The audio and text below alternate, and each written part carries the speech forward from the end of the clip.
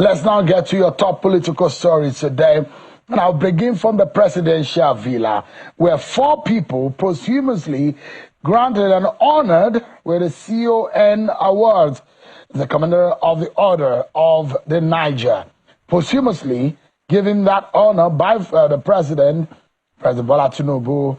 The former Ogoni leaders were being highlighted in what has become a major struggle for the livelihoods of the people of Ogoniland. Albert Bade, Edward Kobani, Samuel Orage, and Theophilus Orage were all referred to as the Ogoni 4. The President announced the honor today when he received the report of the Ogoni Consultation Committee at the Presidential Villa. Let me allow you to listen to what the President said at that event. Equitable times, resourceful commitment. Government will deploy every resource to support the Ogoni people in this march towards shared prosperity. It's very inclusive. I acknowledge the past grievances of the former operator. In 2022, the previous administration transferred the operatorship of the Ogoni oil field to the Nigerian Petroleum Company, NNPCL, and its joint venture partners. We shall honor and build on that decision. Accordingly, I'm directing the National Security Advisor to commence immediately engagement between the Ogoni people and NNPCL. It is joint venture partners and all relevant stakeholders with a view to finalizing modalities to begin operations. We have to start now. A dead asset is not valuable to the community, the country, and the people. That's President Bola Tinubu. What about the NSA?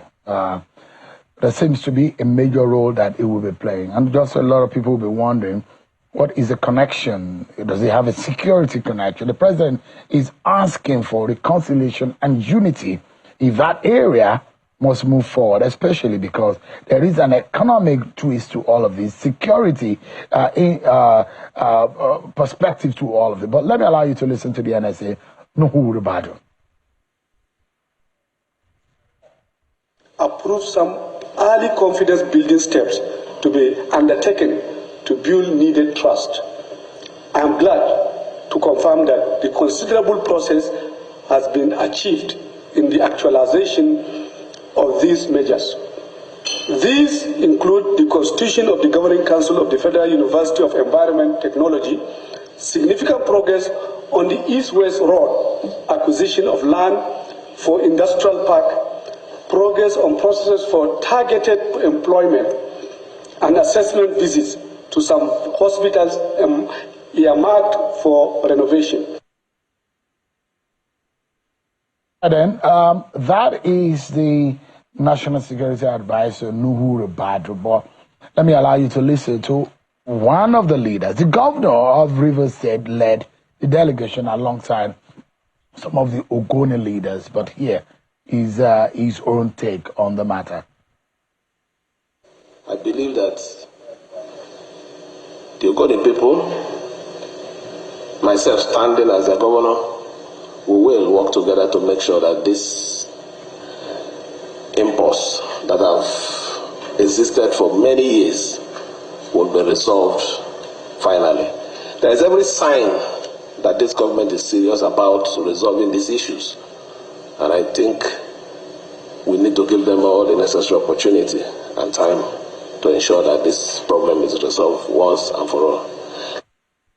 All right, then, let's get into the matter. Let's speak with one of the Ogoni leaders who were at that meeting, at that consultation, and what this means not only for Nigeria, but for the Ogoni people, all exploration in that region, and how Nigeria can also learn from what we saw in the past, be able to correct for the future. I'm being joined by a former federal lawmaker, Senator Magnus Abe. It's live for us here in our studio in Abuja. It's a pleasure having you join us tonight. Thank you, Sho. Thank you for having me. As an Ogoni son, how do you feel today when the Ogoni Four were honored by the government?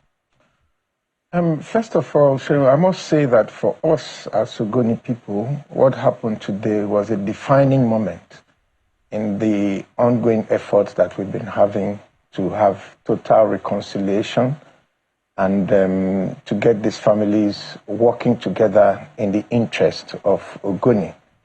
As you are aware, the president had earlier, this administration had earlier conferred that recognition on the Ogoni 9, which is on the other side of the divide.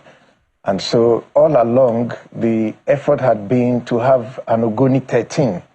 And these families had met, they've been brought together, and they're working together as part of the effort at total reconciliation in Ogoni. So today, what happened today to finally recognize these four outstanding Ogoni leaders, late Chief Edward Kobani, Chief Sam Tete Orage, Chief Theophilus Orage, and Mr. Albert Bade, the former Secretary to Government of Rivers State, was a defining moment in that struggle. And we are all very, very grateful to President Tinubu for taking that historic step to bring our people together in order to finally put the demons of the past behind us. We're very grateful. These people were murdered right on Ogoni soil. Yes, that happened. And in this year, under very troubling circumstances, which also was part of the struggle in the land. And the government says it wants to be responsible in reconciling, identifying what was done wrong. Were any of those who were on the other side part of this meeting today, or how is this reconciliation going to be put together? Well, we don't want to talk about sides anymore. We're all now together. But you will recollect that, like you yourself mentioned, Ledu Mite was one of those who actually stood trial as a result of that process, and he was at the meeting today where these four were finally honored. So we're all together now. We don't want to have that division anymore. Our effort, our prayer is to bring Ogoni together and to enable us finally, by the grace of God, begin to reap the fruits of what God has put in our land for the benefit of our people, which before now has only brought suffering, death, misery, pollution, and diseases. So finally, with the steps the president has taken now and is taking now, and what he has done now, we believe that the ground is finally set for the takeoff of a new Ogoni. There is on one hand the Ogoni 4, and there's on the other hand the Ogoni 9. And there are a lot of lessons to be learned. I mean, as much as we don't want to dwell on the past, but we can never move forward if we don't learn the history and the past, try to figure it out in the present, and learn for the future. Is that right? And one of the major dangers of the present generation is a lack of the knowledge of our history, which is not making us to understand, especially when I see younger folks, either in Ekiti, for example, where in other parts of the country where, for example, we saw Operation Words here, or in other parts of the country where we saw the civil war that ravaged our country and a lot of people were killed. And you saw the same narrative being fueled again in our country. For those who know, we discover that we are on a dangerous path. It's because a younger generation is not learning from what has happened in the past. What would you say is a major lesson that has been taken out of the experience? Not so far. It was the early 90s, isn't it? Early 1990s. Sure. What you would realize is that some of us know all these people personally. Yeah. They are our friends, they are our family members, they are our brothers and sisters on both sides. Like you yourself pointed out, we don't need to go back to the issues, the bitterness, the divisions that made those things possible in the Ogoni of that time. Our focus now is on how to rebuild the land. It's on how to use the God-given resources of our people for the benefit of our people. And to be very honest with you, Shehu, there is no part of this world that doesn't have some darkness in its past. There is nowhere. Even if you look at the US, till today, they've never been able to overcome the challenges, the evil of slavery and civil war and the divisions in their land, but they're battling with it. If you look at Europe, look at all the wars and everything. So there is no part of the world that doesn't have its own story and its own dark ages and its own challenges. But what is important is that every generation must focus on how to move their people forward, how to unite their people, how to bring them together, and how to breed peace, prosperity, and progress. And we are fortunate enough right now to have a president who was himself part of the struggle of that era. He knows all these people personally, just like I do. Because you would recall at that time that the Ogoni struggle and the Nadeko struggle, well, it was the same issue. So he's part of it. And about the same time. And about the same time. And the military was at the center of it all. So a major complicity between the international element and the military junta. And where I would like you to explain to us the summary of the report. Can you give us an idea of what the report is telling us? Well, what the report has done, from what the report has done, was to collate the views of the Ogoni people on all the tangential issues, you know, and try to put together a framework that will enable us to resume full economic activities in Ogoni land. And even before the report was brought forth, the president had already taken several steps in good faith, you know, assenting to a bill for the creation of the University of Environment and Technology, setting up the board of the university, and it's going to be right in Ogoni land. It's right in Sakwe, and work has started as we speak. The council, the vice chancellor, the board is, the governing council of the university is intact. Work has started. The principal officers have been appointed. So Ogoni people are very happy. Then when you look at the road, the east-west road, which for a long time had been one of the major cries of the Ogoni people, that we contributed so much to this country and we can't even drive to our homes. Work has also gone very, very far on that road. In fact, as I speak today, the NSA described it as the fastest growing construction project in this administration right now. So now we can drive home. So there are a lot of other things. The CFO for the industrial parks have been issued.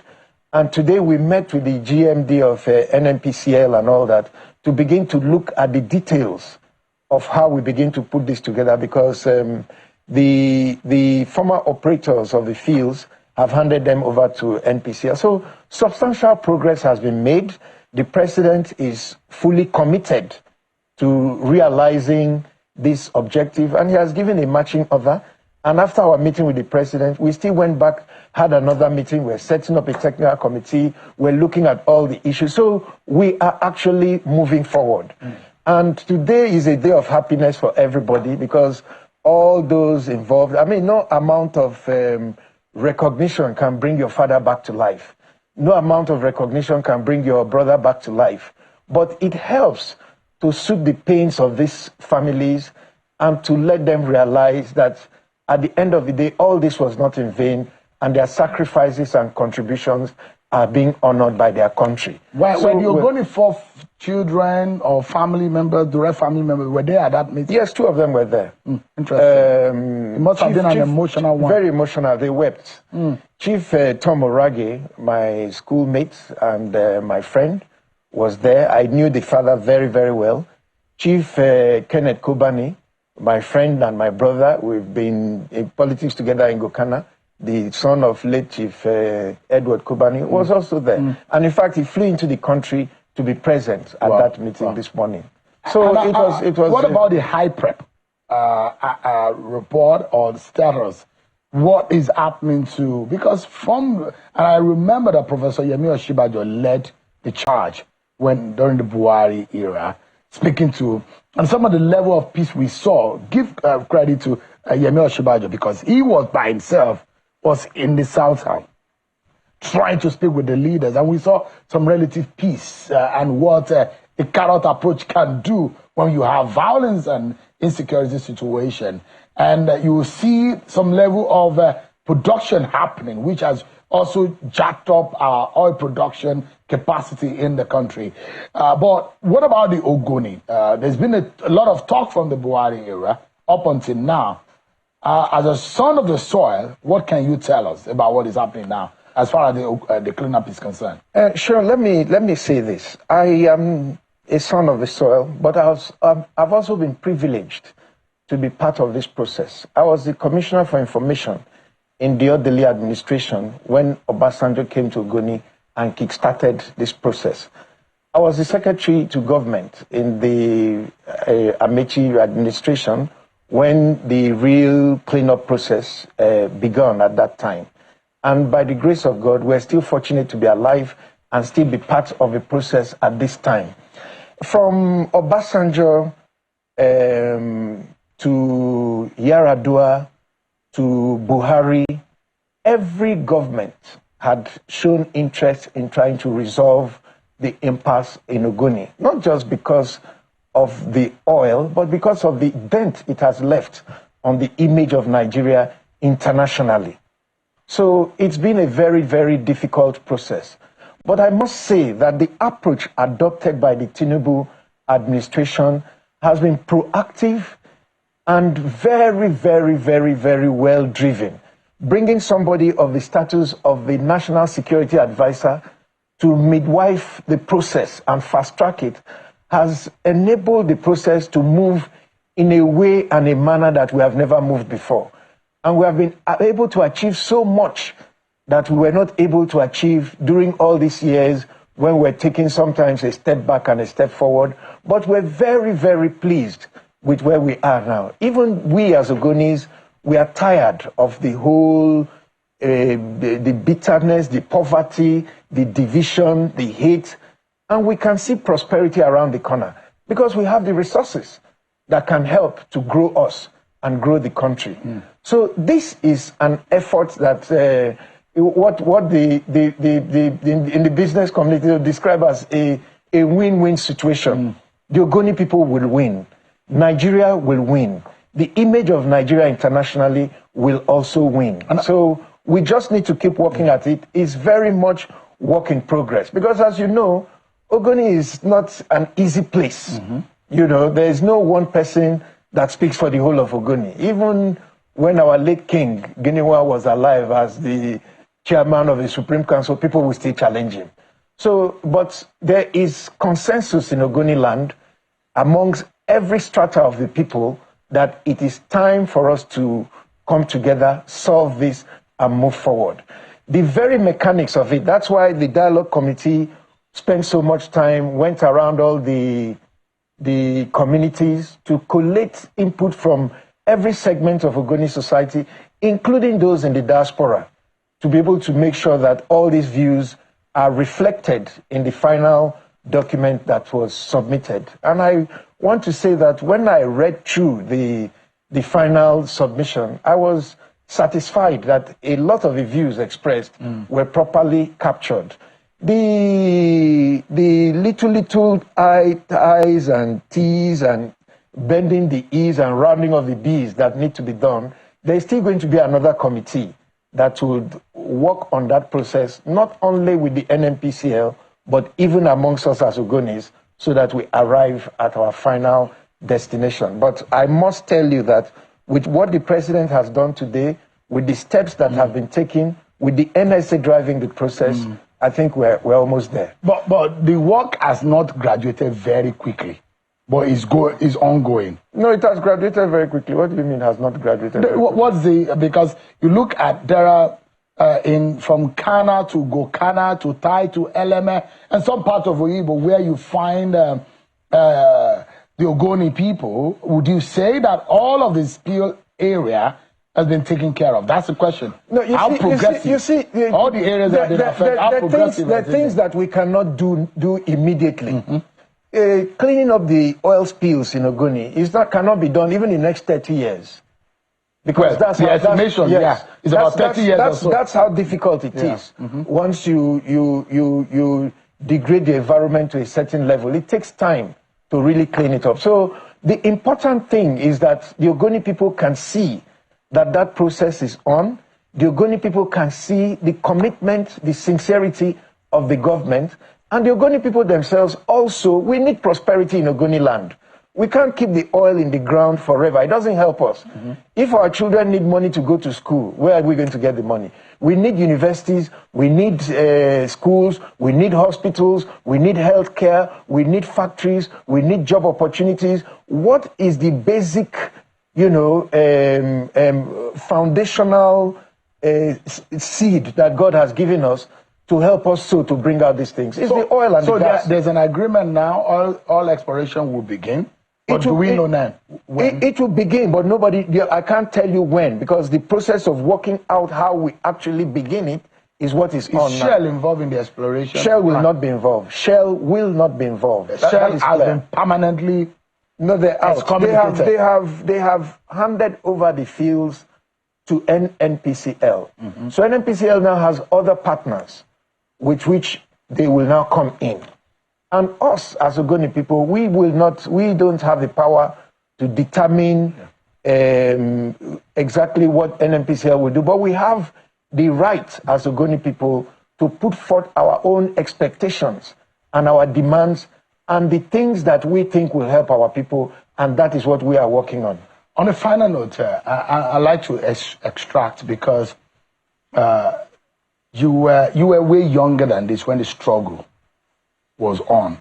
And now you're an elderly man, perhaps a grandfather now. I'm not a grandfather, but I'm a father. But you're graduating to become a grandfather. I see your children having their own children. And there's a context to that. That the errors of the mistake of the past, when we feel the pain now, how do we learn from the future? And that's how I want us to wrap up this conversation. My questions to you is, what can we learn when there is investment in exploration of an area? And it's not only in oil, mining and in other. What are the lessons to learn, especially the relationship of the explorers or investors with the local community? What would you say is one thing that we need to take away from this? What I would say, Shehu, is that from my own experience, at the end of the day, the government plays a very, very significant role in what actually happens within its territory. If you leave this thing to those who seek resources, they are ready to do anything. It's a money thing. So if somebody goes to Zamfara or goes to Ogoni and they want to take oil, and you have youths, they're ready to give them money to get guns, to do this, to do that, and they think that is the fastest way for them to get what they want, they're going to do that. But it is the government, the sincerity of the government, the commitment of the government to the welfare and inclusion of the people that will make such practices not only abhorrent, but not profitable. Because if you go that way, you won't get what you want. Yeah. So at the end of the day, one must not forget that at that time we had a military government, who saw that saw any kind of opposition, as a challenge, and the military knows only one way to meet those kind of challenges, and that fueled the division and the disagreement amongst the elites. And when there is division and disagreement among the elites, the little people following behind don't know how to handle that. All right. So I believe that if we are united and the government is sincere, yes, there will be challenges, but I'm very, very confident that we will not go back to the dark days of the past. That is behind us, and the future is bright. Thank you so much. Senator Magnus Abe, a former federal lawmaker and one of the Ogoni leaders who saw today how the Ogoni Four were honored and rejuvenated or a new positive energy into Ogoni land for the progress, not only of Nigeria, but the Ogoni people. Thank you so much indeed for the time tonight. I appreciate it. Thank you, Shehu. Thank you for having me. We'll take a break, everyone. But up next, a conversation about INEC's leadership and the election. Brace up, INEC. A new leadership is coming. But this new wave, how impactful will it be? The storm might be brewing, but well, how much of impact will it have on our elections? Our conversation on that after this break, everyone. Samson Itodo will be joining us next.